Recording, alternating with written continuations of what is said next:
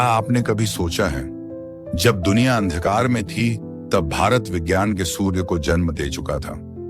जहां आधुनिक दुनिया कंप्यूटर से ग्रहों की गणना करती है, वहां हमारे ऋषि आचार्य बिना किसी यंत्र के ब्रह्मांड को समझते थे। नमस्कार दोस्तों, आपका स्वागत है हमारे चैनल देशभूमि पर।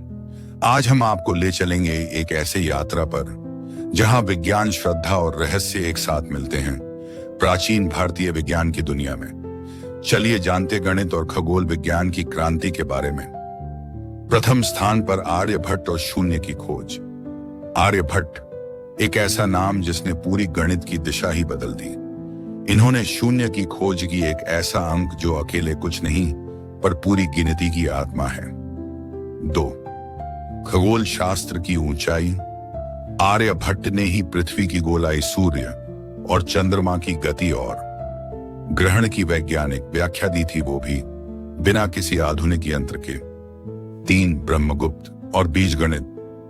ब्रह्मगुप्त ने बीजगणित को आगे बढ़ाया। ऋणात्मक संख्याएं, वर्गमूल और समीकरण के सिद्धांत, आज की गणना उन्हीं की देन है। अब हम बताने वाले हैं आपको प्राचीन चिकित्सा और शल्य चिकित्सा के बारे में। चरक और आयुर्वेद। आचार्य चरक ने आयुर्वेद को एक वैज्ञानिक पद्धति की तरह प्रस्तुत किया। शरीर के दोष, तत्व और संतुलन का विज्ञान उन्होंने हजारों साल पहले बताया। 2. सुश्रुत शल्य चिकित्सा के जनक। जब दुनिया जख्मों को जड़ी बूटियों से भर रही थी, तब सुश्रुत आंख, हड्डी और प्लास्टिक सर्जरी कर रहे थे। हैं वास्तुकला और निर्माण तकनीक के बारे में। मंदिरों की रहस्यमय रचना।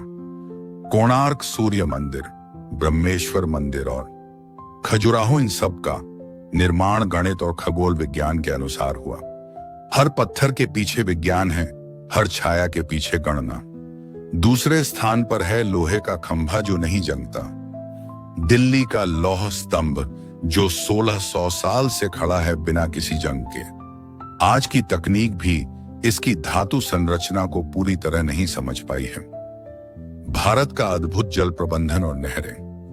मोहनजोदड़ो से लेकर विजयनगर तक प्राचीन भारत में जल संग्रह और प्रबंधन अद्वितीय था। चलिए जानते हैं युद्ध और सैन्य विज्ञान की कला के बारे में। धनुर्वेद और शस्त्र विज्ञान। धनुर्वेद में शस्त्र संचालन, वायु वेग और सामरिक योजनाएं वैज्ञानिक ढंग से समझाई गई थीं। 2. रथ, विमान और अग्नियंत्र। रामायण और महाभारत में वर्णित पुष्पक विमान हो या अग्निबाण कल्पनाओं में नहीं, यह प्राचीन तकनीकी अवधारणाएं थीं। प्राचीन भारत सिर्फ परंपरा नहीं था, वो विज्ञान की भूमि था। आज जब हम आधुनिकता के शिखर पर हैं, तब भी हमें अपनी जड़ों से प्रेरणा लेनी चाहिए। प्राचीन भारतीय वैज्ञानिक सोच आज के युवा के लिए गर्व और प्रेरणा दोनों है। देशभूमि पर हम लाते रहेंगे ऐसे ही गौरवशाली विषय। जुड़िए, जुड़ाइए अपने इतिहास से, अपनी धरोहर से।